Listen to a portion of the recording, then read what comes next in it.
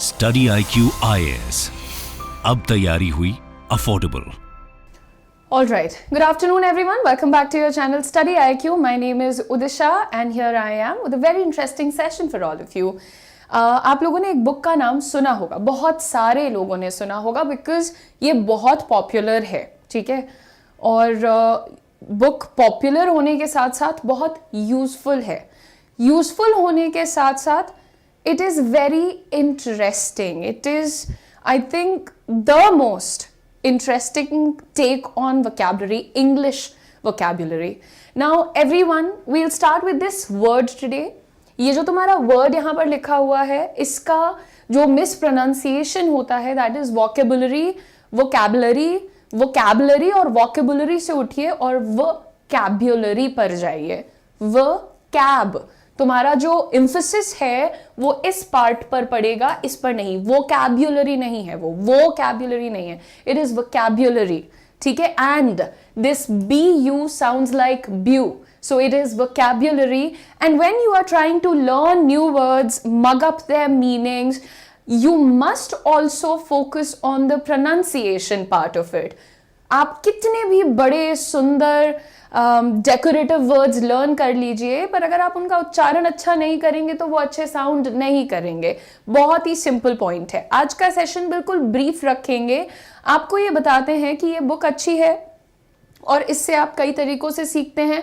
और इस बुक को काफ़ी टाइम से, बुक के टेक्नोलॉजी को काफ़ी टाइम से बहुत सारे टीचर्स फॉलो कर रहे हैं, even I follow it sometimes, because ये भी एक अच्छा तरीका बताती है आपको वोकैबुलरी सुधारने का, ठीक है। तो यहाँ पर सबसे पहले शुरुआत करते हैं कुछ simple quiz sort of question से। तो क्या होता है, ये मैंने आपको हमेशा बोला है ना, अगर आप थोड़ा सा ध्यान देंगे चीज़ों पर ध्यान देंगे नहीं, चीज़ों को इंटरेस्टिंग बनाने पर अगर आप थोड़ा ध्यान देंगे तो आपको उस काम में ज़्यादा मन लगेगा। फॉर एग्जाम्पल, आपके सामने एक ऐसा क्वेश्चन लिखा है, ठीक है। अभी आपको दिमाग लगाना है कि एनीथिंग बियॉन्ड रिडेम्पशन और करेक्शन, यानी कि कोई भी ऐसी चीज जो कि साल्वेशन के बियॉन्ड जा चुकी है, यानी अब उसको बचाया नहीं जा सकता, can not be protected, can not be corrected, सुधारा नहीं जा सकता। ऐसी चीज के लिए आपको मुझे वन वर्ड बताना है जो कि आई से स्टार्ट हो रहा है एंड 1 2 3 4 5 6 7 8 9 10 11 12 लेटर्स का आपका एक वर्ड है, ठीक है।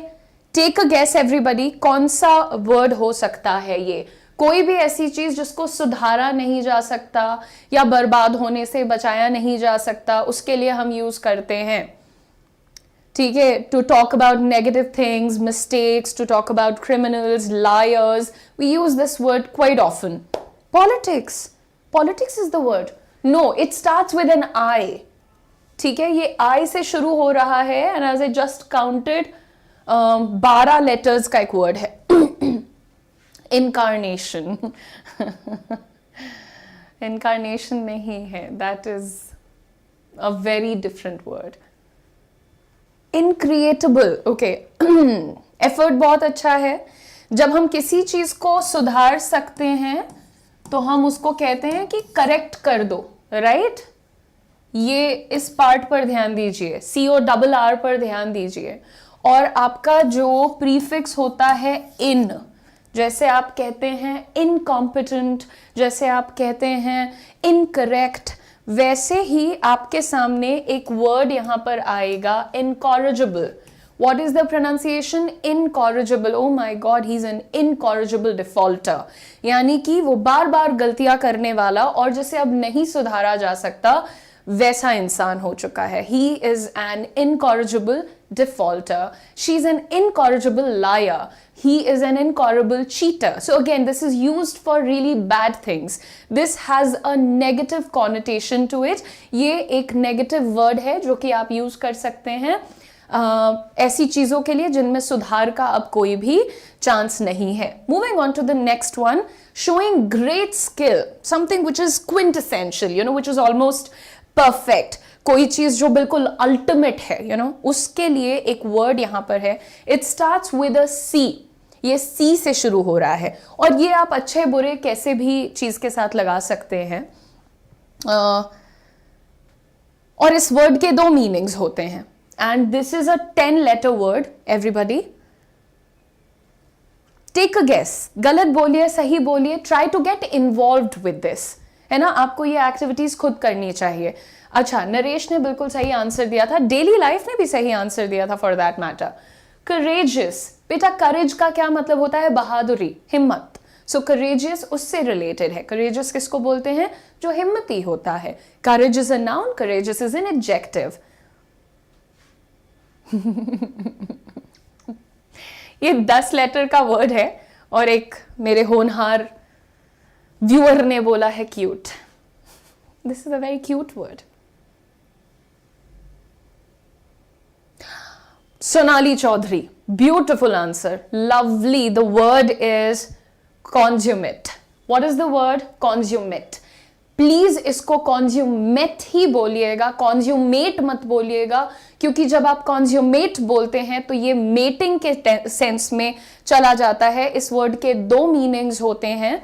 आप यहां पर उसको कॉन्ज्यूमेट बोल रहे हैं, यानी कि किसी भी चीज जो बिल्कुल अल्टीमेट है, लेजेंडरी लेवल पे परफेक्ट है, उसके लिए हम कहते हैं that she dressed up with consummate elegance, यानी कि वो तैयार हुई बिल्कुल अटर एलिगेंस के साथ, एकदम चरम एलिगेंस के साथ वो रेडी हुई. सो यहाँ पर कॉन्ज्यूमेट आपके लिए अल्टीमेट की बात कर रहा है और ये वर्ड आप याद रखिएगा. कॉन्ज्यूमेट अलग है, कॉन्ज्यूमेट अलग है. मेटिंग में मत जाना. नेक्स्ट देखो, deep seated, long established and unlikely to change. कोई भी ऐसी आदत तुम्हारे अंदर आ गई है जो कि ये तुम्हारे अंदर है, या इमेजिन करो कि कुछ लोग होते नहीं है जिन्होंने एक बार जिस चीज के बारे में एक ओपिनियन बना दिया, फिर उसको बदलने को ही नहीं राजी है.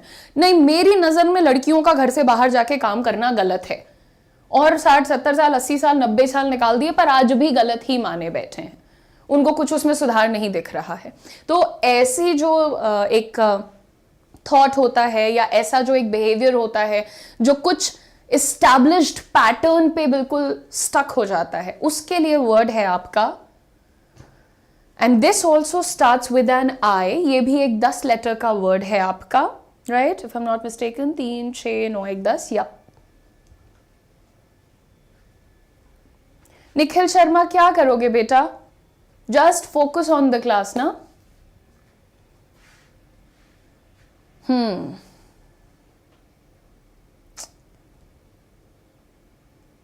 Irresistible, no Naresh.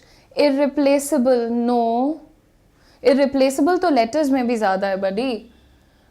3 6 9 10 14 14. Okay, we have a lot of random answers. The word is inveterate. How do you pronounce it? Inveterate. Again, कोई जो अपनी पुराने पैटर्न्स को, बिलीव्स को, विश्वास को बदलना नहीं चाहता है, उसके लिए ये एडजेक्टिव आप यूज कर सकते हैं, inveterate. Not ready to change, not ready to probably even think of it. So when something is deep seated, तो कहते नहीं बस मन में बैठ गई है वो बात आपके लिए, बहुत ज्यादा आपने एक्सेप्ट कर लिया है, उसी सिंपल से वर्ड का एक एडवांस सिनोनिम है आपके सामने, inveterate. Moving on everyone, one who dislikes women. कोई ऐसा इंसान जो महिलाओं से नफरत करता है, पब्लिक प्लेसेस पे उनको डिसरिस्पेक्ट करना चाहता है. जैसे कि अभी नाम ले लूंगी तो बहुत मेजर कंट्रोवर्सी हो जाएगी भाई साहब, तो आप जरा ढंग में रहिए. One who dislikes women. अच्छा, ये जो वर्ड लिखा है ना, WOMEN, इसको बोलते हैं विमेन. विमेन. और आजकल विमेन की परेशानी ये हो गई है कि आई एम अ विमेन बोल देती हैं. आई एम अ विमेन नहीं हो सकता क्योंकि ये प्लूरल है, राइट. अगर आप सिंगुलर हैं, आप सिर्फ अपनी बात कर रही हैं, तो आपको कहना चाहिए woman. Woman and women, that is a difference that you need to realise. Very good job. Lovely answers. Let's see.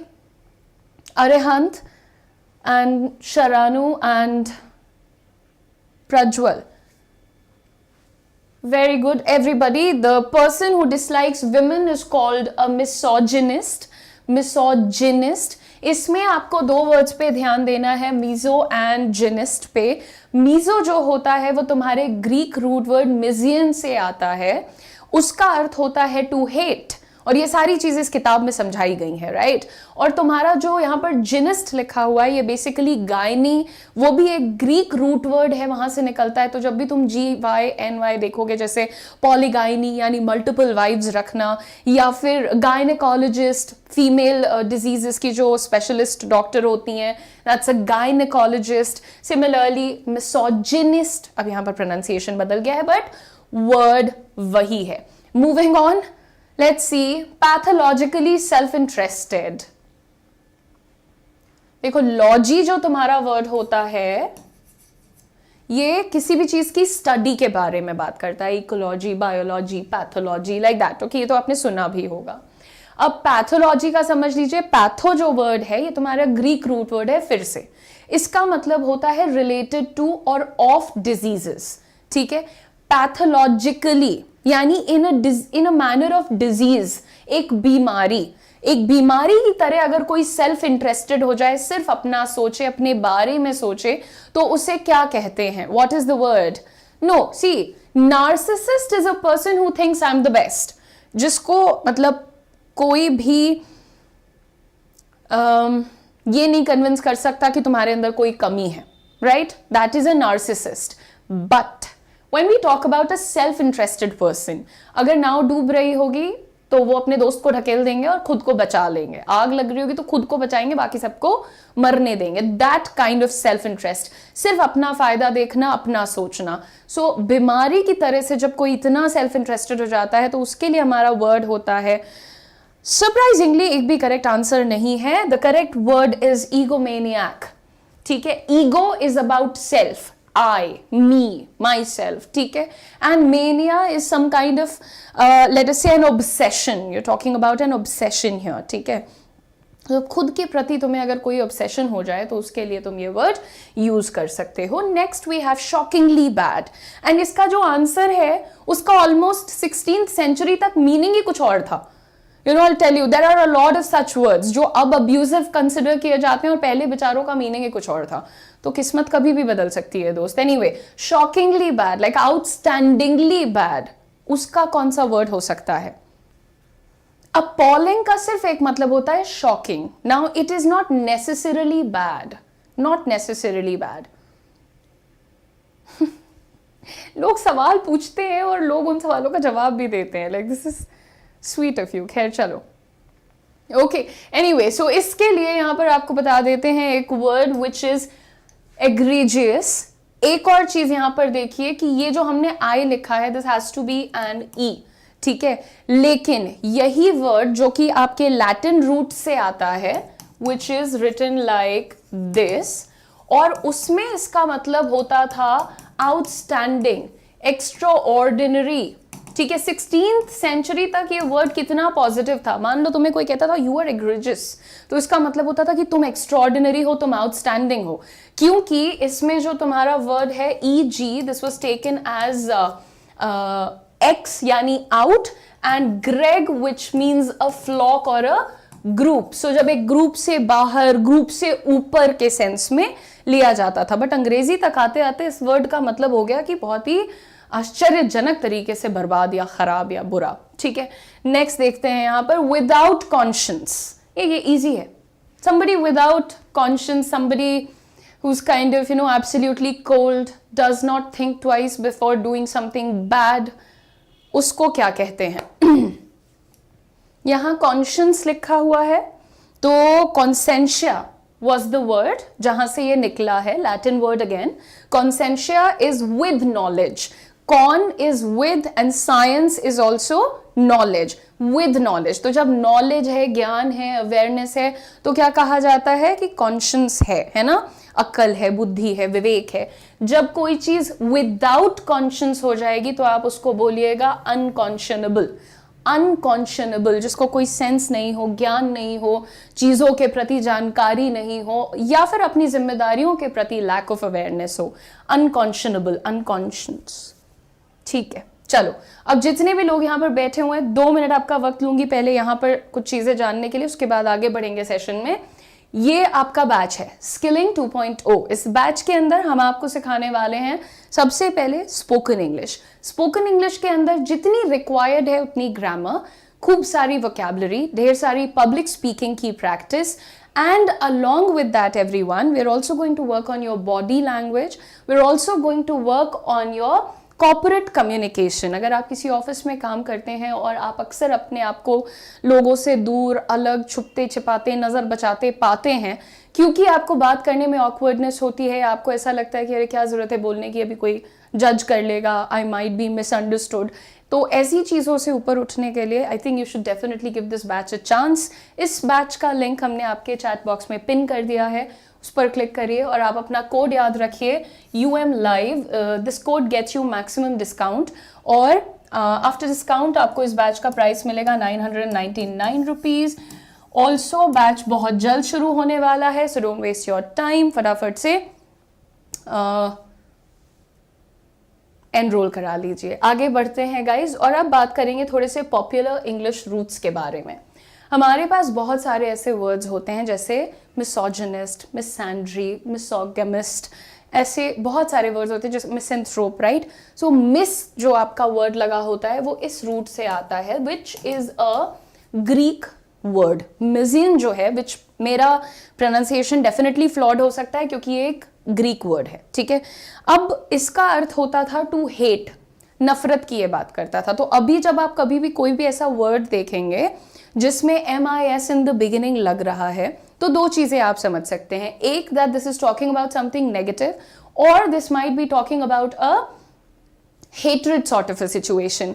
सो आपने सुना है ना मिसोजिनिस्ट अभी अभी, मिसैंड्री पुरुषों के लिए होने वाली नफरत, सिमिलरली मिसोगैमिस्ट शादी से नफरत रखने वाले लोग, मिसैंथ्रोप मैनकाइंड का बुरा करने वाले लोग, मिस यहाँ पर हर जगह हेट्रेड की बात करता है। नेक्स्ट हमारा जो रूट है that is anthropos. Once again this is a Greek root word और you can say a Greek word which means mankind, humans, इंसानों की बात करता है। अब तुमने एंथ्रोपोलॉजी सुना होगा which is the study of Mankind, misanthrope जो मैनकाइंड को नुकसान पहुंचाए, और इस तरीके से आपके पॉजिटिव वर्ड्स भी होते हैं। फिलएंथ्रोप, द फिल जो तुम्हारा वर्ड होता है PHIL, दिस मीन्स लव, ठीक है। So philosophy, sophia, sophia means knowledge, love for knowledge is philosophy. Similarly philanthrope, love for anthropos, which is mankind. So you are trying to learn the roots, and with the help of understanding the roots of words, you can basically decode a lot of words. Like एक word सीख लिया तो हम उससे related सारे words kind of समझने लगते हैं, है ना। तो इससे हमारी कॉम्प्रिहेंशन एबिलिटी सुधरती है। एंथ्रोपोस ग्रीक है, मैनकाइंड पर इस्तेमाल, अंग्रेजी के बारे में ये बात तो पता है ना, ये लैटिन ग्रीक इन सब चीज़ों को मिला के बनी है। देखा जाए तो one of the youngest languages में से आती है अंग्रेजी। अच्छा, एनीवे गाइन के बारे में मैंने आपको बताया ही था अभी, विच मीन्स विमेन, एंड ये भी ग्रीक वर्ड है आपका। और इससे भी अब आप गायनेकोलॉजिस्ट देखिएगा, मिसोजिनिस्ट देखिएगा, पॉलीगाइनी देखिएगा, ये सारी चीजें बात करती हैं विमेन रिलेटेड स्टफ के बारे में। Moving on, the last one that we have is gamos. Gamos is, इसका मतलब होता है marriage, which is again a Greek root word, meaning is marriage. और जब भी आप देखते हैं मिसोगैमी आपने देखा, मैरिज के प्रति नफरत। पॉलीगैमी, पॉली का मतलब क्या होता है, मल्टीपल, मेनी। ऐसे हमारे पास एक और रूट वर्ड होता है ग्लॉट, जिसका मतलब होता है टंग। और जब अंग्रेजी में आपको कोई कहता है यूर अ पॉलीग्लॉट, यानी कि आपको मल्टीपल लैंग्वेजेस आती हैं, आप बोल लेते हैं, ठीक है। सो इस तरह से जब आप अपने रूट्स को पढ़ने लगते हैं तो आप धीरे धीरे करके कई सारे वर्ड्स को डिकोड कर ले जाते हैं, right. Madness and obsession, A Babu, right, your name is that. हाँ जी, and now this is where I'm going to wind up the lecture, but this is how that book goes, and that book basically lets you read through history of the word, the origin, where it comes from, sort of the etymology of the word, and interest develop होता है। तो जो भी लोग ऐसे हैं जिन्हें शब्दों को कलेक्ट करना पसंद है, अपनी वोकैबुलरी एक्सपैंड करते रहना चाहते हैं, बोरिंग वर्ड्स को नहीं बोलना चाहते हैं, अपनी कम्युनिकेशन को एनहांस करना चाहते हैं, वो डेफिनेटली एक तो पहले शाम 4 बजे आ जाए करे क्लास में। We are doing everything every day something new. And also आप अपना ये बैच ज़रूर चेकआउट कर सकते हैं। ये एक 75 डेज का बैच है जो कि आपकी कम्युनिकेशन, पर्सनालिटी, कॉन्फिडेंस, इन सारी चीज़ों के लिए काफ़ी इंटरेस्टिंग होने वाला है। And this is not going to be boring. मैं आपको यहाँ पर कुछ भी नहीं रटाने वाली हूँ। येस, 10 to 12 क्लासेस में हम थ्योरी पर बहुत ज़्यादा ध्यान देते हैं ताकि आपका ग्रामर का बेस स्ट्रांग हो जाए, but other than that it is a very amazing experience which I think you must take, and you can also enroll in the batch by using the code UMLive. Please reap it. आपने लिखा है REAPIT.